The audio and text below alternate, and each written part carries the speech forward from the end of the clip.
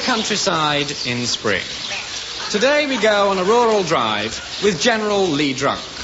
Very sunny weekend in late spring. What nicer for a town dweller than to go off and spend a few days at his country cottage. I know not all of you will have a country cottage, but I have, so to you. Last Sunday I decided the sounds of the city were getting me down, so I packed my bags and left them behind.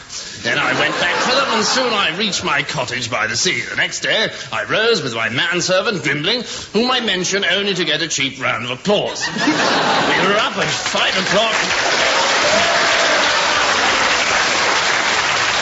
We were up at 5 o'clock with the morning dew. What time's the morning dew? 5 o'clock. Well, it's late again. But even as I spoke, the sky was filled with a crimson glow. The house is on fire! Picking up the cat, we put it out, and picking up a stout, strong walking stick, we went for a tramp in the garden. Take that, you dirty old tramp. It is barely light, and listen, we can still hear the notes of the legendary night songster. Now the dawn is up. What a wonderful time for observing wildlife. And look, here comes the most outlandish of our feathered friends.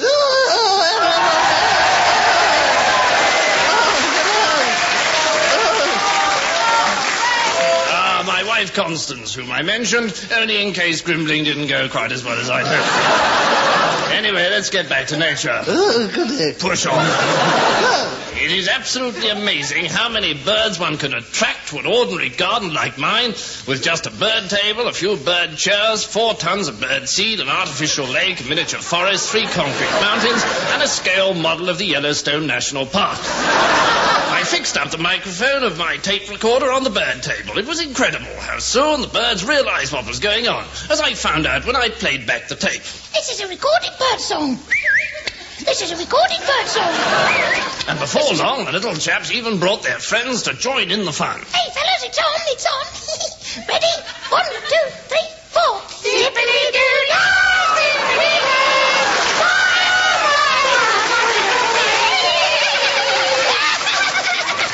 Come with us now down to the lake. And oh, look, coming towards us, Martha the mallard duck. If we keep quite still, she'll not be afraid. Yes, see how she's swimming towards us, see how she's waddling up onto the bank, and see how she's stretching out her pretty little beak to be fed. After breakfast, we wander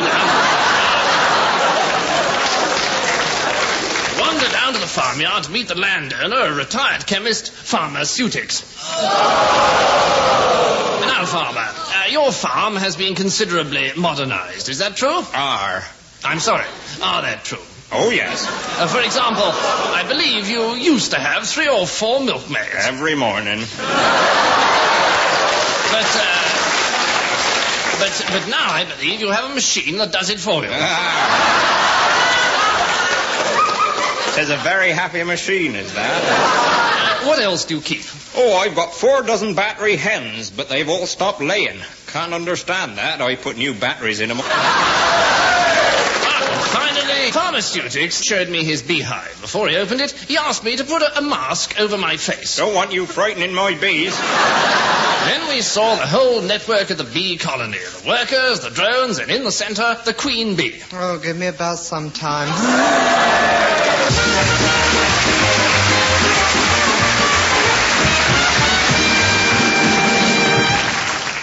Well, while we're in the countryside, this seems a good opportunity to point out that cows actually talk. For proof, let's drop in a 10-acre meadow.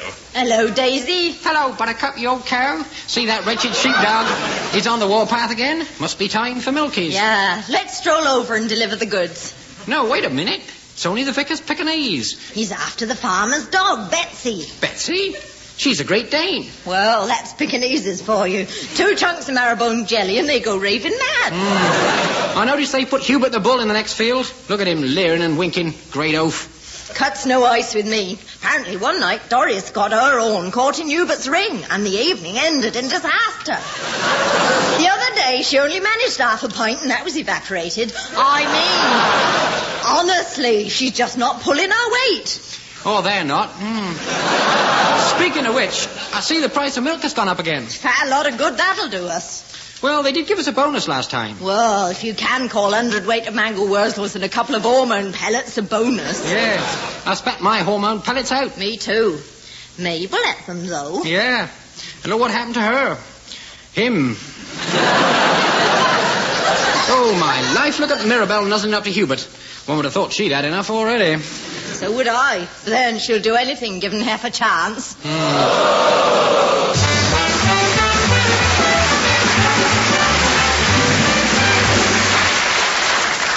Little boy, drop your toys. No, it isn't right. Leave your mum, time has come. You got to go and fight. Lose or win, thick or thin, keep your head up high. Follow in father's footsteps and get ready to die. Tell you why, we're going to a football match. A football match. A football match. Oh, we're going to a football match. Nobody get in the way. Ray, don't be scared. Be prepared. A bottle and a rattle. On your back, an armored Mac. You're going into battle. A bag of stones, a megaphone, so you can be heard. A packet of good throat pastels and a book of naughty words. Have you heard? We're going to a football match. A football match. A football match. Oh, we're going to a football match. Nobody get in the way. Ray, watch it, we're the Blues. Run for your lives.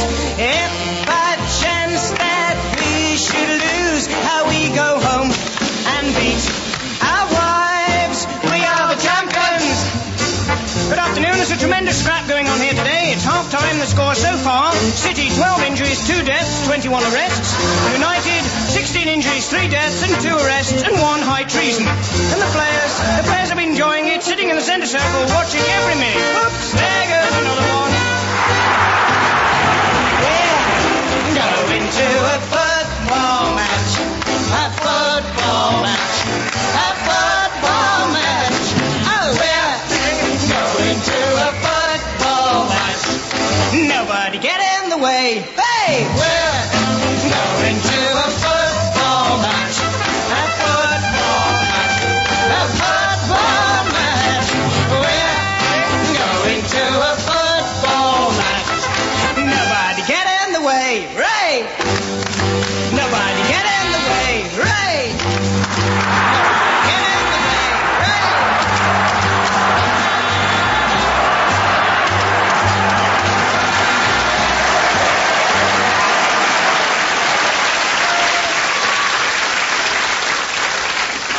Good evening and welcome to another edition of Controversy, a weekly program in which two people holding opposing views on a subject thrash out their differences. And tonight we're looking at pacifism. To fight it out here in the studio, we have on my right Ian Fordyce, a Liberal MP and a declared pacifist. Good evening. And on my left, a retired Army officer, Lieutenant Colonel Sir Henry Vole. Good evening. And I'm just here to try and keep order. So let battle commence. Ian Fordyce, why are you a pacifist? Well, fundamentally, I believe that for one human being to kill another at any time must be wrong. Fair enough. Well, what have you got to say to that, Colonel? I quite agree. I'm sorry? I quite agree. You agree that what Ian Fordyce says is totally wrong? No, I agree with him. I see. 2 pacifists. Well, that's cleared the air a bit. But I must admit, Colonel, that some of the people here felt that you might have very strong anti-pacifist views. Yes. In view of the fact that you were in the army. Yes. Well, I used to be very strongly anti-pacifist. You did? Yes, but I changed my mind. When? Yesterday. What? Yesterday I had a long think about it and changed my views, and so I'm now a pacifist. Well, it really is fascinating that you should have changed your views so late in life just before my program. Well, leaving aside the topic of pacifism, Colonel, what do you feel about censorship. Oh, I feel very strongly about this. Yes, very strongly indeed. I'm all for it. I think it's absolutely essential. Now you're for censorship. In Fordyce now, I remember reading several outspoken articles by you utterly condemning the whole practice of censorship in any form. I've changed my mind. You've changed your mind. You can't have changed your mind. I'm afraid I have. Completely? Yes, I have completely changed my mind. How very interesting. Well, we seem to have sheathed our swords on that one. Hanging? Against? Abolition of public schools? For? Against? Corporate... Oh, you're for the abolition of public schools, Ian Fordyce, and you, Colonel, are... Against public schools. Against public schools. Great. Well, Colonel Vole, what is your favourite colour? Blue. Ian? Greenish blue. Well, there seems to be some sort of disagreement here. Yeah, sort of peacock blue. Peacock blue. Yes, lovely colour. Quite agree with that. That's what I meant, really. How about pink? That's a beautiful colour. Yes, I like it. Yes, Lovely colour. Well, I give up. I've done my best. Controversy. More like a flaming funeral. Pathetic. Well, there's 1 minute left. I'm going to sleep. Controversy. Ha! Excuse me. It's controversy. What? Look, don't you start telling me how to pronounce my own program. It's controversy. Controversy? It's pronounced controversy. No, it's controversy.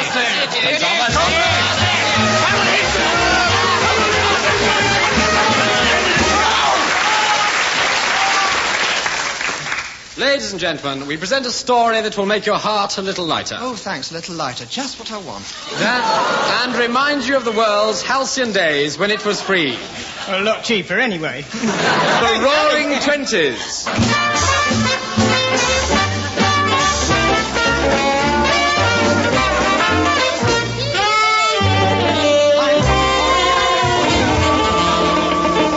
Our story begins in Cambridge, 1924.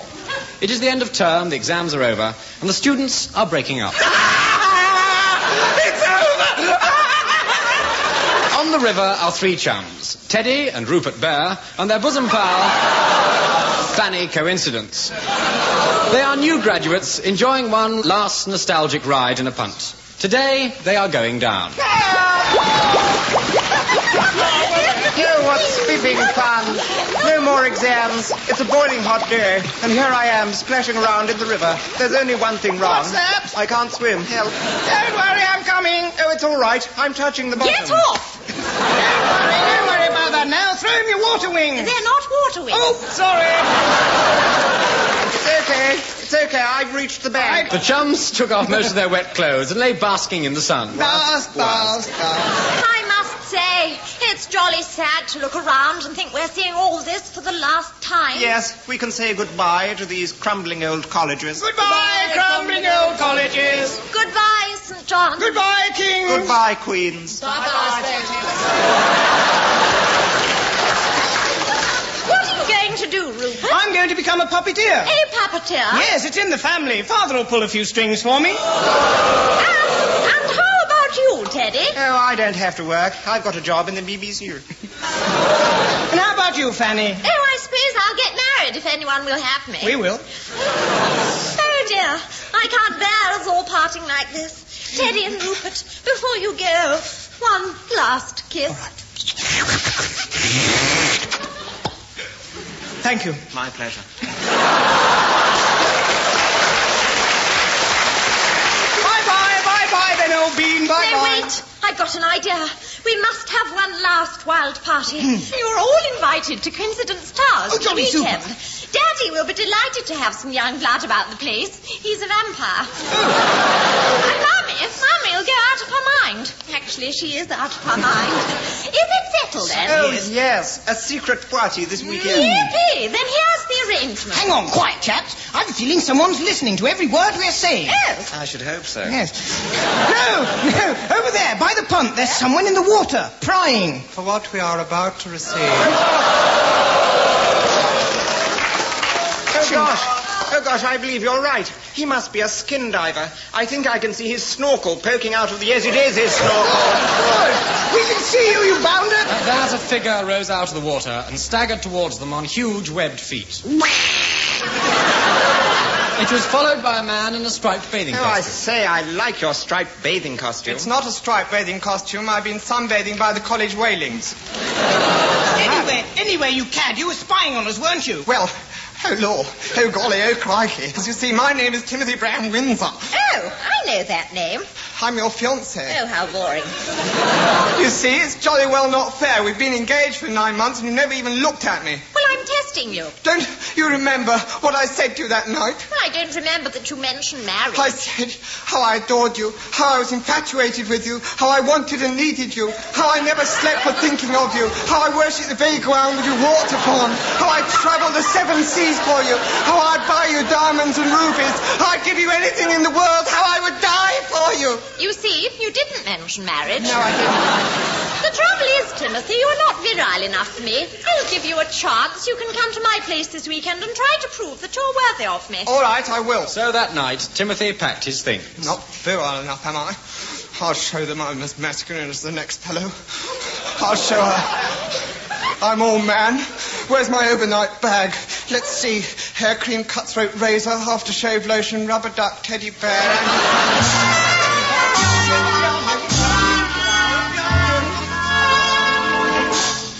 So they all piled into Teddy's own bone shaker and motored down to Coincidence Towers. Pretty soon they were gazing at one of England's biggest country seats. Mommy,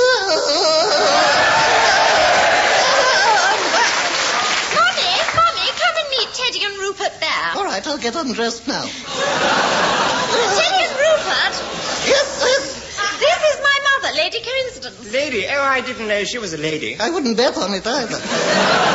May I kiss your hand? Oh, why stop there, dear? Mommy, I think the boys would like a quick nibble. Help yourself! Help yourself, boys! Could we perhaps have some tea? Certainly. Lady Coincidence, your daughter tells us there's to be a ripping party. A ripping party, that sounds fun. I do hope that you and Daddy will enjoy it. By the way, where is Daddy? Daddykins? It's no use calling for Daddy anymore. You mean... Yes, he's gone quite deaf. You've forgotten. Good evening. Good evening, sir. Pardon? I'll get his ear trumpet. I enjoy that. Scares the wits out of me. Yeah, I can lip read, you know. All right. What did I say just then? Yeah, got you. Well done. Daddy, we're going to have a party. Oh, I love parties. Remember how we used to do a recitation. A poem. No? Oh, yes. There was a young lady called Ruth. Oh, she used to take off all her clothes. But much to our grief, When she took off her we briefs... discovered she good evening. So that's settled. You'll come to the party. Ah, what party? There's only one thing to decide now. Who's going to take me? But at that moment they were distracted as the young man burst through the French window. Fanny felt her brow go hot and moist, and her face went red. Sorry, I poured the tea on your head, miss. But Fanny didn't care. She was staring at the handsome stranger. He's one of the most gorgeous men I've ever seen. Nonsense. I am the most gorgeous man. As you can see, I'm dressed for sport. Would anyone care to come and let me beat them? Oh, yes, please. Fanny, this is the very honourable... Oh, not very honourable, as you know now. Yes, this is the incredibly wicked Sir Bertie Pashington Thrust. He is staying with us for the weekend, and keep your thieving hands off him, he's lying. I must have him. Oh, come, ladies, don't exchange words over me. Fight a duel or wrestle in sardines or something. Sir Bertie, you must take me to the party. Take me to the party. Oh, I say, Fanny, that's hardly fair. Surely Timothy, your fiancé, should take you. Well, I don't care. I only want a game of tennis. Are you good? I'm a professional. Does it pay? No, it's not a bad racket. Then Timothy must play you, and the winner will take me. Where is Timothy? Oh, he got a bit behind us on the drive down. Well, he should have run faster. Oh, here he comes now, ma'am. Hey, golly, oh, crikey. Oh, I'm absolutely exhausted, faggot-whackers. My feet are blistered and my legs ache. Oh, what I could do with it. A nice game of tennis. Oh, Lord. But much to everyone's surprise and Fanny's disappointment, Timothy turned out to be very good, and soon he was at match point. 40 love. Thank you, sweetie. It's an ace. He's won. Timothy hurled his racket in the air, bounded toward the net, and leapt it with a cry. Oh, wow. Oh, well. That settles it. Bertie will take me to the party.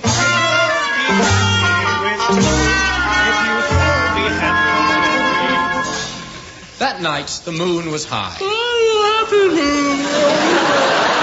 And the champagne flowed like water. Don't tell them it is water. There were handsome young men with gay flappers. Oh, about your flapper. And all the ladies were dressed in the most outrageous fashion, including Lady Coincidence. Oh, my, Lady Coincidence, you look good enough to eat. Like a pork chop. No, but seriously, you're looking like a picture. I think it's Stag at Bay. The band played all through the night and one or two other tunes. Fanny and her mother danced till they dropped. Oops, they dropped.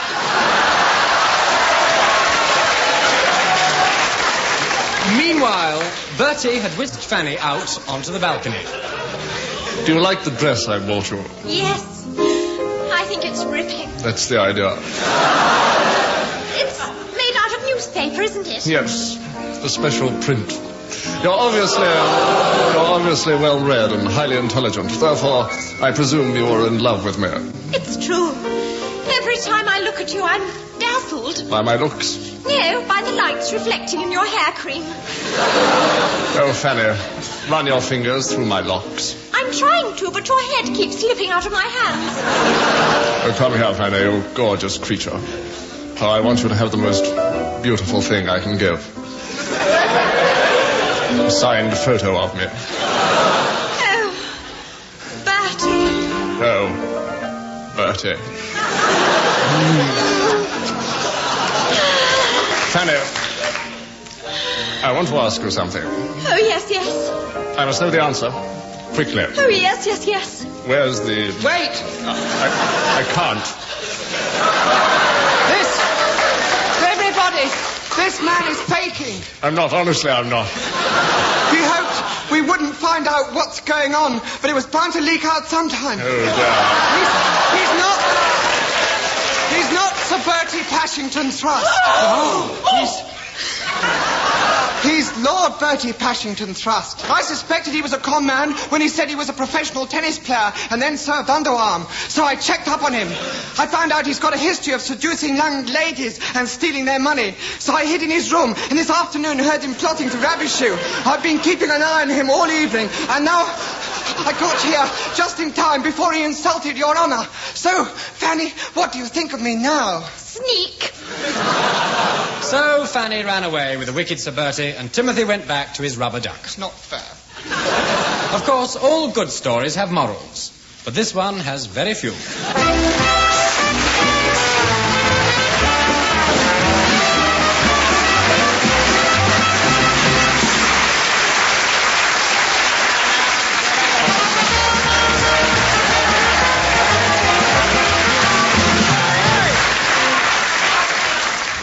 That was a partly political broadcast. On behalf of I'm Sorry I'll Read It Again. The voices you heard were those of Tim Brooke Taylor, John Cleese, Graham Garden, David Hatch and Joe Kendall, who appeared for charity. Bill Oddie appeared fortuitously. The script was written by John Cleese and Bill Oddie wrote the song. The music was arranged and played by Leon Cohen, who's always popping in and out of this programme. In fact, coming and Cohen. David Hatch and Peter Titheridge directed the programme in opposite directions. If you can't avoid it, join us next week when John Otto Cleese will once again intone